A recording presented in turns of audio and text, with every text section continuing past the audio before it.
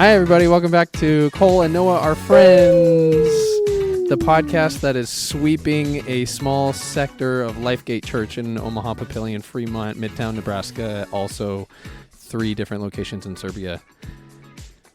I just promoted our church on accident. We have not recorded in quite some time. I know. I want to formally apologize because we teased the idea of doing a live episode at our summer camp. Mm-hmm. I don't think we said it on the podcast, though. We talked about it with friends and stuff and had multiple people who were like, you should do that, you should do that. And then we didn't because we were being responsible. Yeah, it was very busy. And there was a point when Cole's like, Noah, let's walk around in the dark and record a podcast. It might have been during night strike. Cole had also gotten like 6 hours of sleep total the whole week of camp. And I was like, hey, Cole, how about you go to bed? I was looking out for my friend. I'm sorry. It was good. It was a good decision. Yeah, so that's all right. Absence makes the heart grow fonder. Mm-hmm. And I was so fond of the idea of racing down here and recording a podcast in the 30-ish minutes we have. Yes, so. Exactly. We happen to have somebody sitting next to us. Yeah, we found Steven Voss. We found Steven Voss. Steven, can you say hi to the people? Howdy. There he is. Man, and that's all you're going to get out of Steven this episode. Because, that's it. We can't afford to be canceled already. We've just begun. This podcast episode is brought to you by the Howdy Tattoo. You can get one anywhere a tattoo artist is willing to tattoo Howdy on your body. Cole, I would like you to know that there are now 4 people in the hashtag Howdy Gang. Will you explain the Howdy Gang for whoever doesn't know? For everybody who doesn't know, I have a lot of tattoos, and all of them have meetings. Meetings? Yeah, all of them have meetings. Sorry. My nose is stuffy from having a cold, and so I meant to say meeting, and then my nose is like, no, you're going to say meeting. So anyways, I have a lot of tattoos. All of them have meanings. And when I got to the current campus I'm at Lifegate Midtown, I had this idea that I was going to get a heck yeah tattoo. I thought that was funny. Right on my thigh. I wear shorter shorts, so I thought it'd just be hilarious. Right. But then, for whatever reason, somebody brought up like, oh, what's that mean in Spanish? I could get it in Spanish. And then somebody said Diablo C, or like we rub. It's like a loose translation. I was like, well, can't do that. So then, I forget how it came about, but then we decided on Howdy. And when I say we, it was myself and Cammie Armsbury, who was featured in episode 3. Yep. For a brief period of time as our campaign manager. The one and only campaign manager. Yes. For Noah and his nose. Yep, that's right. And so we decided on Howdy, and then Steven became my resident, and then he got drawn into it, and that would be Steven's first tattoo. That was your first tattoo? One day we just decided, Steven and I had time, and I was like, hey, I'm going to go today, and I'm going to go get it, because the guy who does all my tattoos, he was originally he had a walk-in day. Mm-hmm. I get to the walk-in day, I'm like 45 minutes early, I'm like, nobody's going to be here. Turns out people had gotten there at 7 in the morning. The shop opened at 11. Whoa. People got there at 7 in the morning, Dang. And so he was filled before his store opened. So then I'm panicking. I'm going around. I find this other tattoo shop where another person on staff, Connor Elliott, has gotten tattooed before. Mm-hmm. And I see a guy there. I like his work. He does traditional stuff. He has openings. I go to the tattoo shop. I actually messaged him on Instagram, and I was like, hey, do you still have spots? And he said, yeah, but it is first come, first serve. Yeah. Get there. There's 2 people in front of me. So I'm like, he's like, come back in an hour. We'll do it. So I leave. I go get some lunch. I go to Target, obviously. Naturally. And I tell Steven where it's happening, and I'm like, hey, here's what I'm doing. I got it all lined up. You can come in. He's got walk-in time basically all day today. So get here when you can.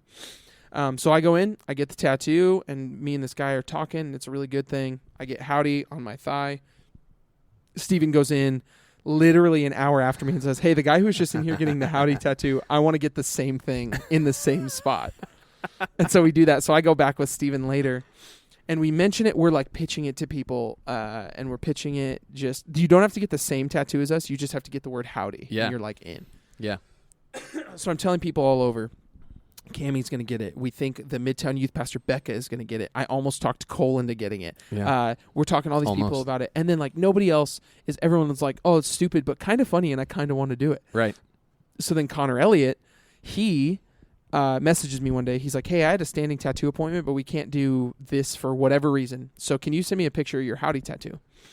And then later that day, I think while we're at camp, Steven and I get a text message of his Howdy tattoo. Yeah. And he did it and then added something with it. So I'm like, oh, Connor did it. Oh, it's so awesome, blah, blah, blah. Then Taryn, my wife, texts Connor's wife, Lindy, Yeah. and is like, oh my gosh, can you believe this? This is so hilarious. And then Lindy, without question, just sends back her tattoo that she got in the same place, the same font, the same tattoo as now me, Steven, Connor, me, Steven, and Connor all have. So there are 4 of us who have this howdy tattoo now. That's amazing. That Steven and I truthfully didn't think anybody else would join this other than like people who we could jokingly convince into it. Yeah. But like, basically, it started out with really no meaning, and then I think God being kind to me kind of unveiled a new meaning. I think this theme of being welcoming in all aspects of our life, whether it be our life group or at our campus, because I'm a pretty outgoing person, but if I'm meeting someone new, I'm pretty shut in, and like it's a lot of mental stuff for me, which is really silly, and it's something I'm working through. But this howdy tattoo is immediately a breakdown for that, because people will see it and laugh and then ask about it, and ultimately it is a greeting, and that's what I'll say. If people say hello to me, I'll say howdy, and it's funny, but also like it is a greeting, and so I really like it. Is it my favorite tattoo? No, but I think I just have cooler tattoos. Currently, it is my favorite tattoo that people have. Yes. It is very funny. I love it. I have 0 tattoos at the moment, and I don't know if I'll get any, and that's the only thing holding me back is like the looseness to hear you say. Connor texted me. He was like, "Hey, I had a tattoo appointment, but they can't do what I wanted. So, like, will you send me? Yeah. Maybe I'll get this other thing." Mm-hmm. I'm like, that sounds like when I walked into Jimmy John's and said, "Can I get a number 12?" and they said, "We don't have turkey right now. Yep. Would you like something else?" Except this is much more permanent. But this is much more permanent, and it blows my mind. Which I get. I've never had anything where I hadn't like fully decided on this for like a while. But most recently, I finished out my arm and finished it out, meaning like I finished up a sleeve. So I have a sleeve on my I'm right glad arm your now. arm is complete. My arm is complete. And so when I went in initially, I had technically 3 tattoos that I was going to get. Yeah. I was going to get the hand with the switchblade through it, and then this like half cowboy skeleton, half real boy. It's just half human, half like skeleton. And then these dots and stars, which are called biker dust in the tattoo game, I found out. Oh. And my tattoo artist told me, he's like, "Hey man, so I'm down to do these, but I think if we just do these 3 tattoos, you're really not going to like your sleeve. So I think we should come up with some other stuff." And my tattoo artist is so cool and has done a lot of my work that he's like, "I'm not going to overcharge you. This is all within the time." So I just started going through tattoo folders that I have on my phone on Instagram or in my notes section. Yeah. And looking at tattoos that I've saved, and then just started picking stuff out and throwing stuff to him, being like, this, and him being like, "That would work. This would work. We need something to go here, blah, blah, blah." And then again, he didn't charge me, and it was miserable because I was getting tattooed for like 6.5 hours. And then I had to come back the next week to get more tattoos.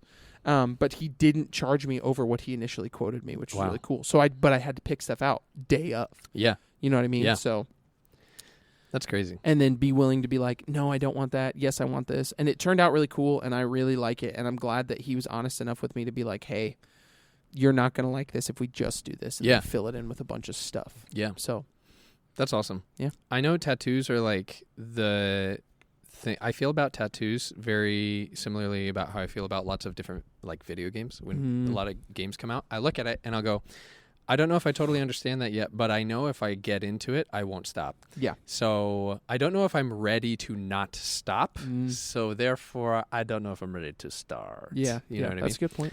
So, but I think it's cool. If there are only 2 tattoos that I have been legitimately considering, and it's the howdy tattoo because I think it's hilarious.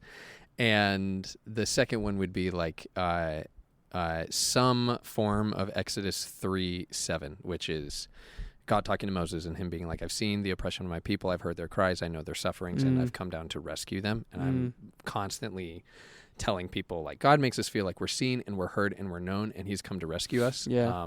And I was saying, not the come to rescue part, but I was saying seen, heard, known for years. And then I read that verse and never caught that all of that is in one verse. And I was like, oh my goodness. Yeah. And that even, there's really cool imagery there. I even think back to what Bailey shared at summer camp with, like, a lot of us wear these chains that we carry of oppression as like jewelry. And it's like, unfortunately, that jewelry is super out of style and you should stop wearing that. Yeah. Like, it's just really cool. There's a lot of imagery that you can do with a tattoo like that. Now, unfortunately, I am not a very creative person when it comes to designing these things, so I will spew an idea at my tattoo artist or whatever tattoo artist I go to and be like, do something, please. Right. So, yeah. But that's cooperative, and that guy knows what he's doing. Yes, so. exactly. And if you find a good tattoo artist, they're not just going to be like, yeah, I'll do whatever you want because you're going to pay me. A good tattoo artist will be like, hey, here's my idea. Let me know what you think. Here's what I came up with. What would you change? Yeah. And if they're like, no, this is my piece, and blah, blah, blah.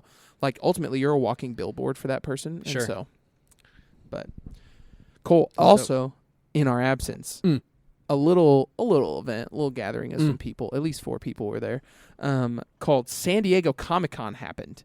Oh, yeah. A massive event, and there was a lot that was unveiled at Comic-Con. Many things. Many things. Unfortunately, DC kind of pooped the bed a little bit, and they showed absolutely nothing. Now, given they have their whole DC fandom thing, and that's like their big marquee event, but like, come on.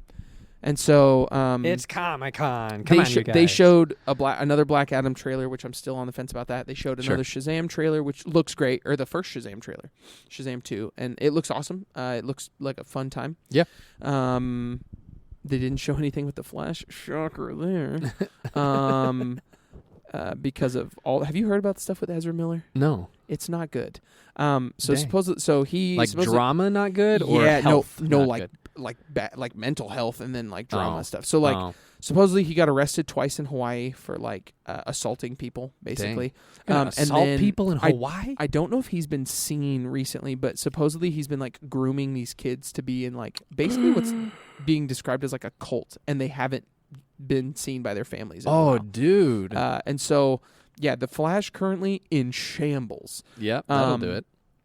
But besides that, negativity aside, Marvel dropped a massive bomb. Now, given there wasn't a lot of footage, obviously, but they showed, I jokingly texted you, hey, Cole, Marvel announced Phase 5 through Infinity. So, and I laughed. It was great. What do you think about these things? And they showed the Black Panther trailer. Yes, and I've seen that. I watched the Black Panther trailer. Yes. I feel I am actually nervous about myself because I still haven't seen Thor. And have you seen Thor yet? No, but I haven't heard awesome things, and so I haven't really either. If I heard like soaring reviews of like similar to Thor Ragnarok, the reason I watched Thor Ragnarok is because people were like, "Dude, Thor 1 and 2 or whatever, Thor Ragnarok, you have to see." Right. And I haven't really heard anything from that. I have a friend who's really big into Thor, and he said, "Just go into it with your own, just with a blank canvas. Don't listen to reviews. Have your own opinion." Yeah. Basically. So yeah, I'm.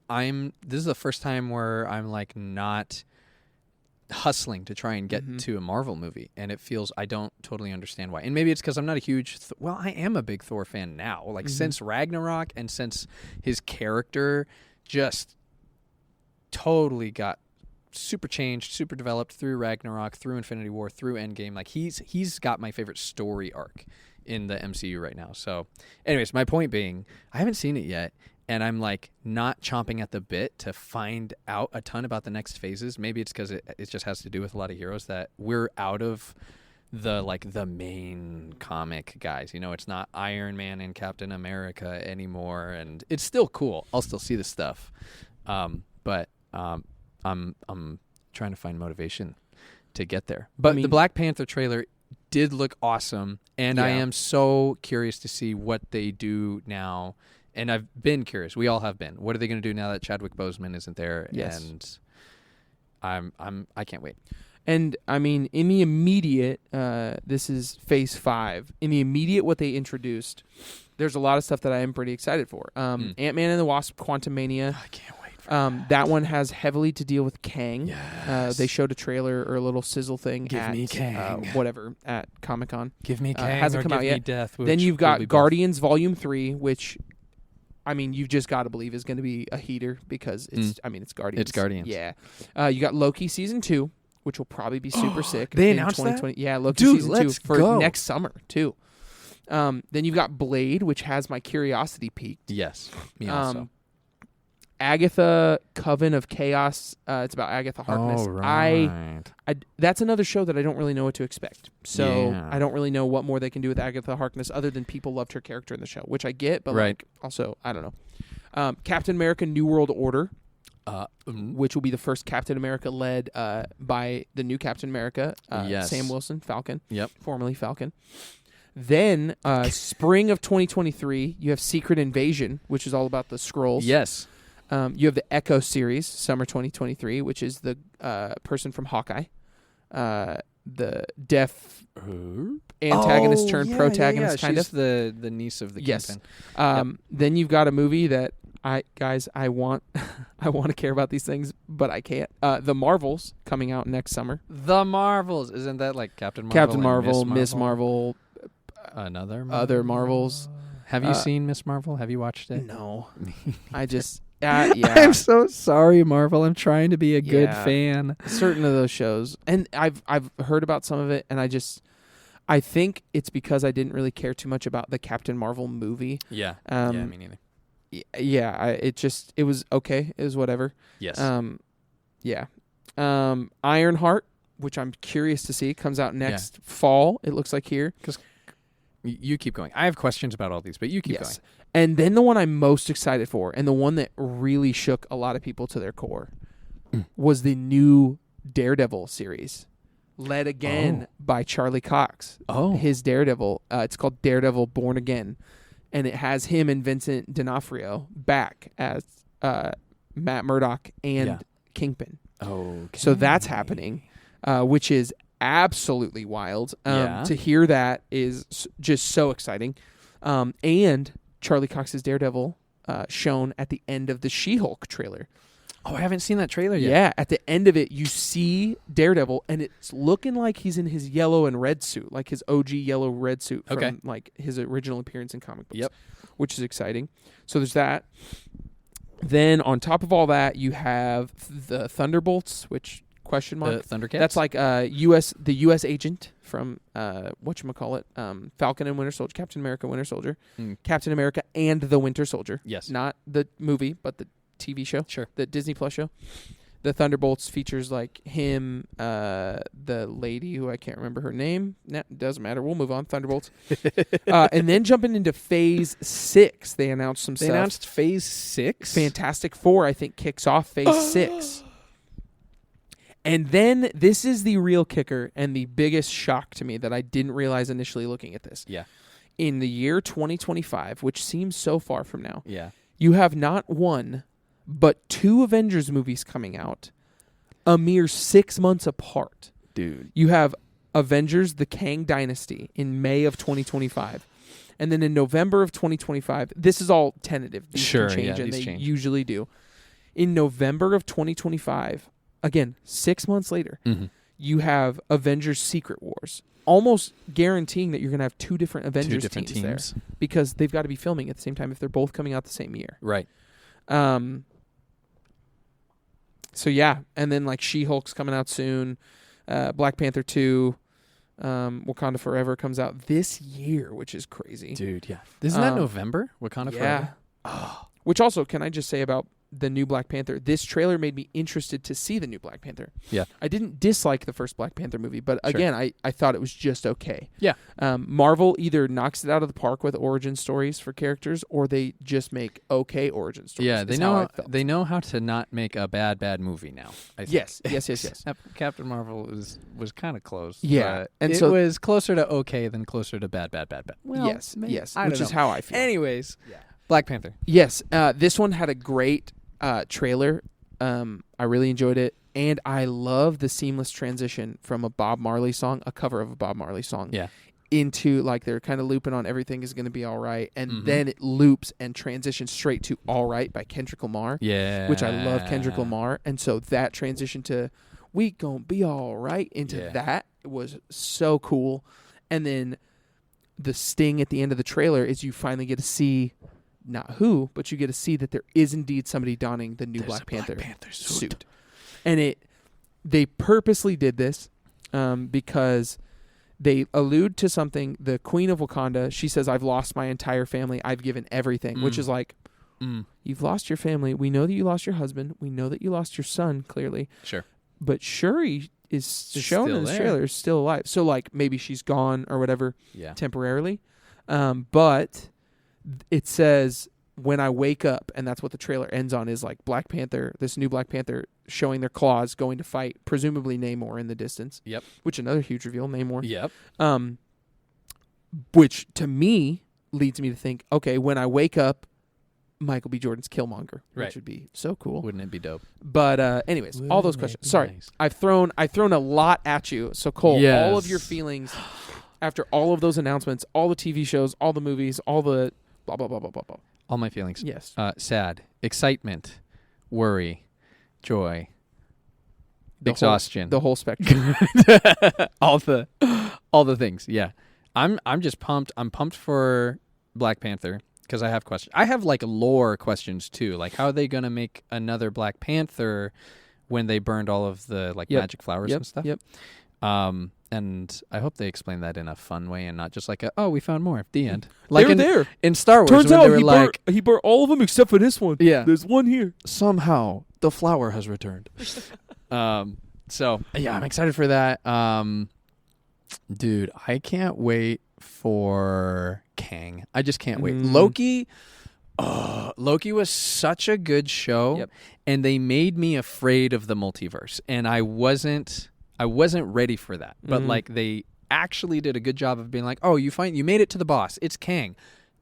But actually, he's sort of good guy Kang, and he's sort of like, just so you know, the reason the sacred timeline is here is to make sure massive, like, interdimensional everything war doesn't happen because the casualties would be And just wait till you meet insane. my variants. Right. Yeah, just wait till you meet not me. I'm the one who remains. But Kang me is like not great. So to see I was just like, oh, the show is so good. Loki's character was great. They introduced Kang in such a great way, and they introduced the idea of the fear that the multiverse exists, rather than like, oh, we can't wait for the multiverse so we can get these fun crossovers. But now it's like, do you want that? Because Into the Spider-Verse kind of made the multiverse seem not scary. Yes, yeah. A lot of things have. Now that Loki's done, you've got Into the Spider-Verse. You've had What If did multiverse stuff. There was another one.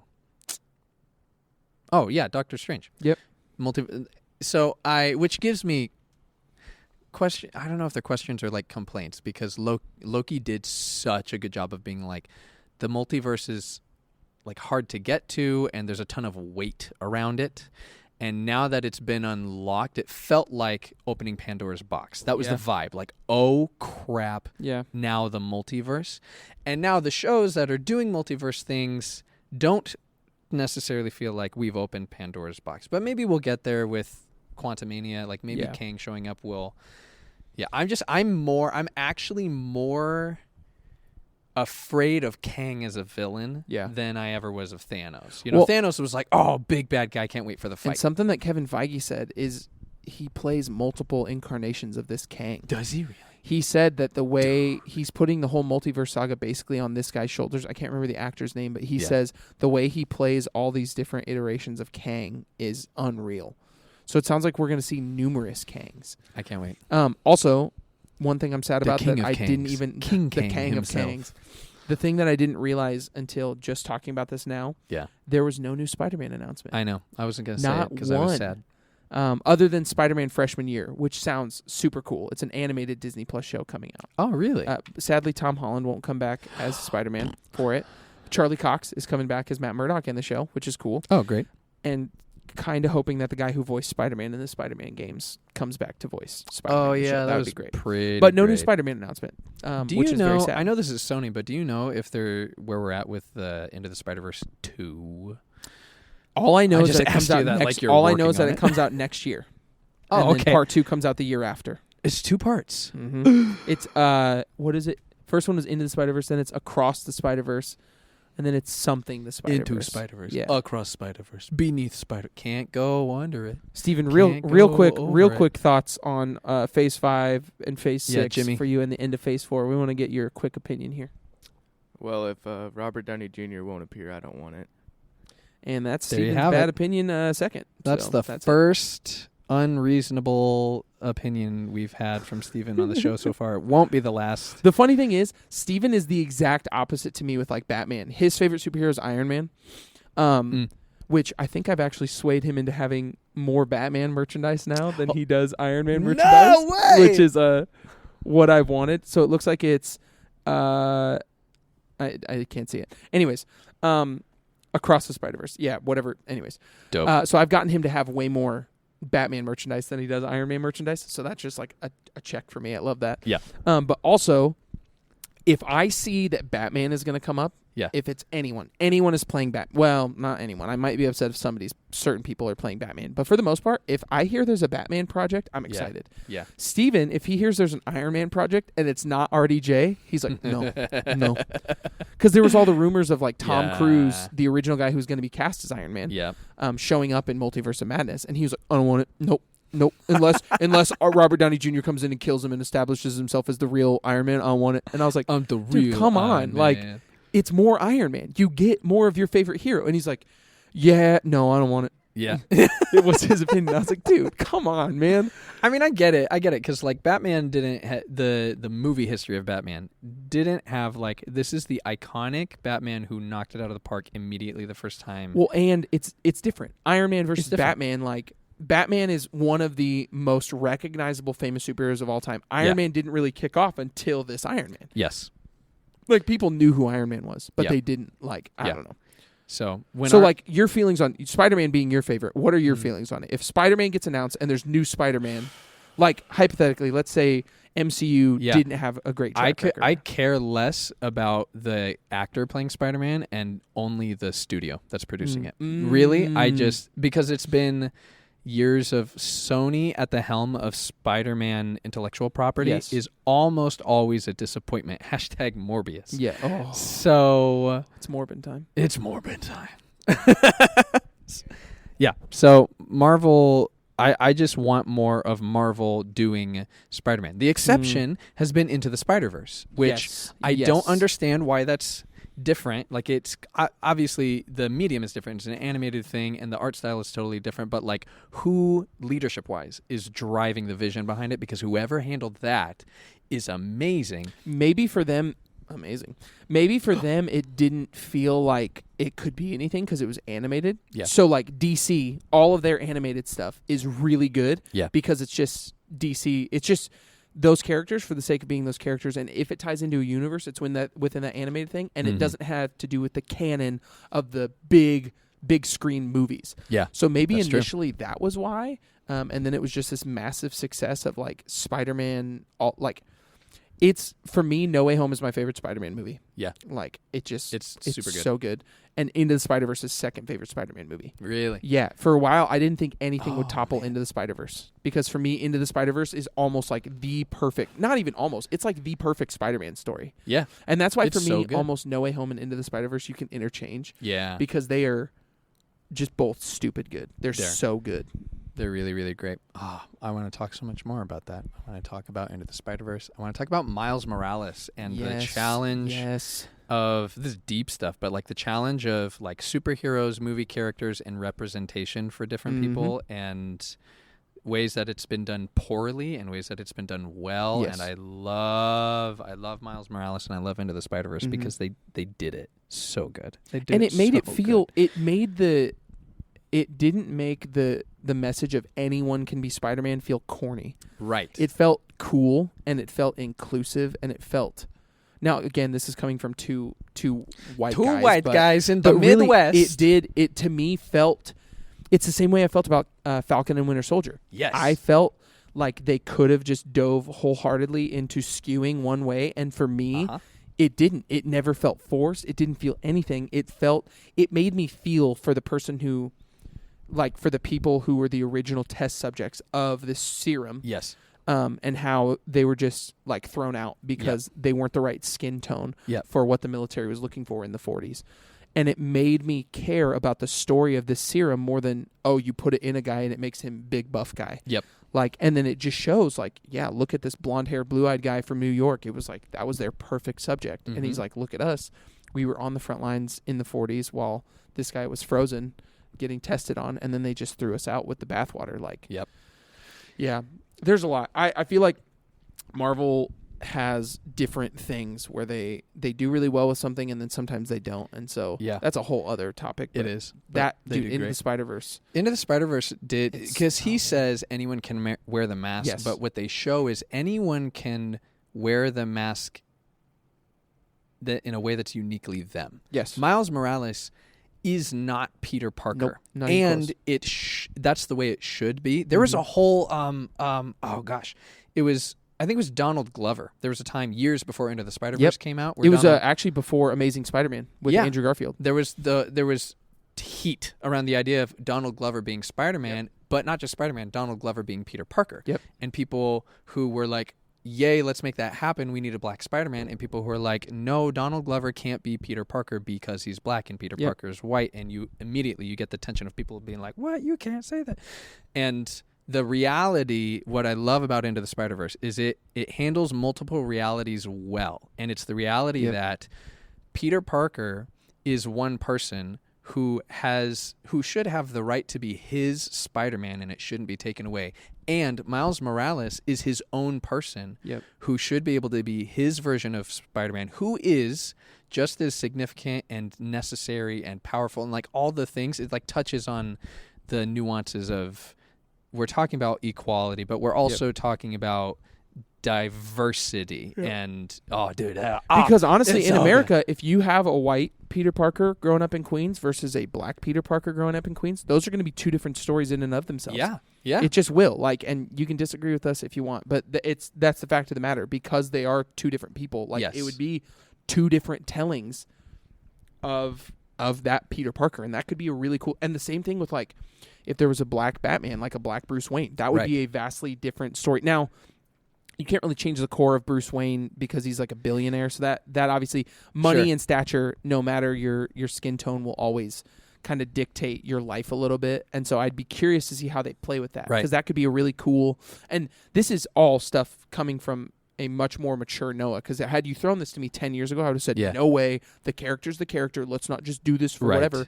But now it does interest me because story-wise, it crafts a completely different story from the onset of the character. Right. Before any circumstances, it shifts everything about that person. Yeah. Which could just be, it could be very cool. We're in a time, too, where people are way more comfortable saying, what if? Like, what if, like you said, 10 years ago or older, if you mess with the core elements of what a character is and why people love it. Like, if you took Peter Parker and you said, what if Peter Parker was an idiot and wasn't smart? Yeah. People would be like, you can't do that. That's that's essential to who Peter Parker is. There are other things that aren't essential. What if he's not in high school? What if he's in college? Yep. What if he's an older man and he's married? What if he's actually rich and maybe not poor because he's a genius? Like, or an Andrew Garfield saying, like, what if he's kind of cool? What if he's kind of the cool guy and kind of the cool nerd, kind of the one who like he's cool to be around. Whereas like Tobey Maguire, what if he's just straight nerd? And then Tom Holland, like, what if he's this plucky 15-year-old kid who's kind of nerdy and doesn't really know where he fits because he's going through puberty and figuring out his life. But now I think people are way more comfortable with saying what if to even more core things. And whether we like it or not, when we're talking about race and ethnicity, those are core things. Yep. And when you have someone saying, hey, a core character who you've known for a long, long time, what if they weren't that skin color or weren't that ethnicity? Naturally, you're going to make people feel insecure because you're going to go, that character has been mine for so long, and are you saying that it's not okay for them to be that way anymore? Now, like, you can still affirm people's like fear and insecurities with that, while also being able to say it's safe and okay to be like, what if Bruce Wayne was black? What if we got that story? What if any character was from a different background? But I really do love how they said, what if we just created a new person like Miles Morales who gets to have their own story, and it doesn't have to be Peter Parker. Right, yeah. And not because you couldn't say, what if Peter Parker grew up black? But you could say, we have the potential for a whole new story to tell without being stuck in, what's essential for Peter Parker's story? And Miles Morales gets that. He gets his own personhood and gets to be Spider-Man while he does it. Yeah. I think it's awesome. Well, anyways, we could keep going. Hey, one thing I wanted to post to share. Yeah. Because we do have people who are listening to this. This started as like, we didn't think anybody would listen to this, but Cole and I both realized that people do listen to this. Yes, we do. And so I think it could be cool if you are friends with us, if you know us, if you have things that you want us to talk about or you want to hear our opinions on things, let us know. And also... That's genius. Yeah, share this podcast with people because Cole and I really enjoy doing it. Obviously, this is like supplemental to what we do. Yeah. It is just fun. Cole and I just get to talk. And so if you have something that you're like, hey, I'd love to hear your opinion on this. Now, obviously, there are topics that Cole and I probably will not jump into on this podcast. Yeah, just you for can the nature of recommend the them, podcast. and we'll throw some of them away. Yes, Probably. yes.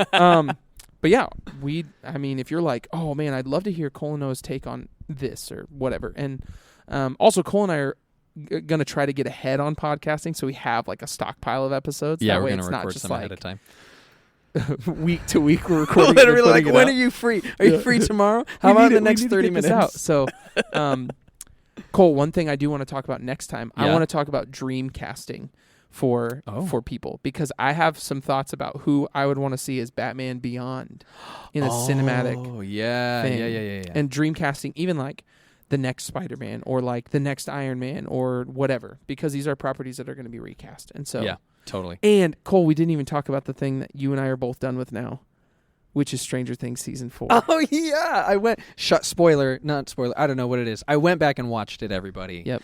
Even though I said I wasn't. Well, I'd stop. I don't know. But we got to talk about it now. Oh yeah, because goodness gracious, indeed. there's a whole lot there. There is, and we'll get into that next time. But Cole, the other most important question.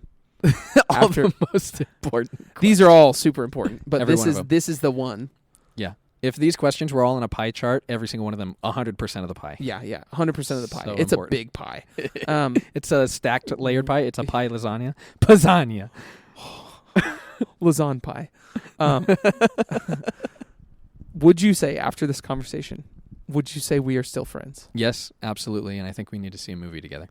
Ooh, that could be dangerous though. Because I know how you and I both watch movies just by the way we talk about them, is we both stare at the screen and we don't say a word. Yep. But you and I sitting next to each other, we're probably like, I don't want to talk to you, but did you see that? Did you catch that reference? The story.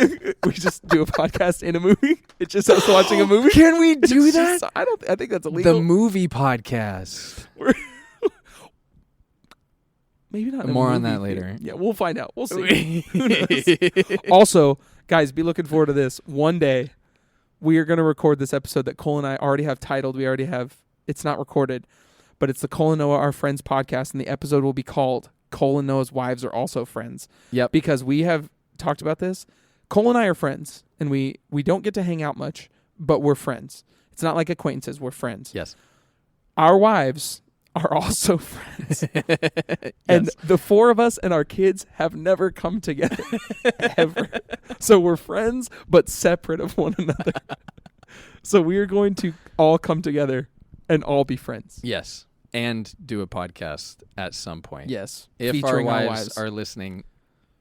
And we know that you are. And we know you are. We know you'll listen to this eventually. And if nothing more than to just make fun of us. Because that's what Taryn does whenever she listens to my face. Low key, that's how they're promoting it too. They don't even know true. it. They're like, oh my gosh, my husband made this ridiculous podcast. People are like, aha, let me listen to that and laugh at it. Oh, this is not terrible. So, yeah. Yep. Anyways, thanks for listening. Yeah, thank you guys. Thanks for those of you supporting our podcast with your ears. Also, shout out. I want to give one shout out. This is funny. Yeah. We'll just keep going. Yep. Can you tell we haven't recorded in a while? I do want to shout out. Peter Knutson came up to me and he legitimately said, I'm very bummed that you guys didn't release a podcast this last week. He said he actually was like sad we didn't. Wow. Which, thank you, Peter. You're a ride or die homie. Thank you. You're a ride or die homie. But really, he did say, I was bummed you didn't release one. Oh, yeah. So. Yeah, hey, it's super encouraging when you guys text us and let us know that you're actually listening. Yes. I got a text like last night from Jackson Dwesnick, who was like, dude, I started listening to your podcast. I actually really love it. It's funny. So does my girlfriend, and she hasn't even seen Star Wars, and she loves the Star Wars talk. Also, Preacher Man 247, thanks for the review. You know who you are. We know who you are. Like and subscribe. Just kidding. It's podcast. If you could star it, I don't know. Yeah, write reviews. leave us 5 stars. Come on. Yeah, totally. Come on. If you have a complaint, don't bring down our rating for that. Yeah, Just but tell us. I wouldn't be mad if you gave us 1 star and just said, actually, I think it's amazing, but I felt like giving 1 star. Just kidding. I take that back. As I said it, I hate that. Please give us 5 stars if you. Yeah, if you have a complaint, bring it to us directly because that's biblical. Yeah, come on, biblical podcasting. I think that's it. Cole and Noah, we're still friends, and we love you guys, but we love each other a little bit more. So. That's right. Because we have a podcast together and not with each of you. We should probably leave now. Goodbye. Bye.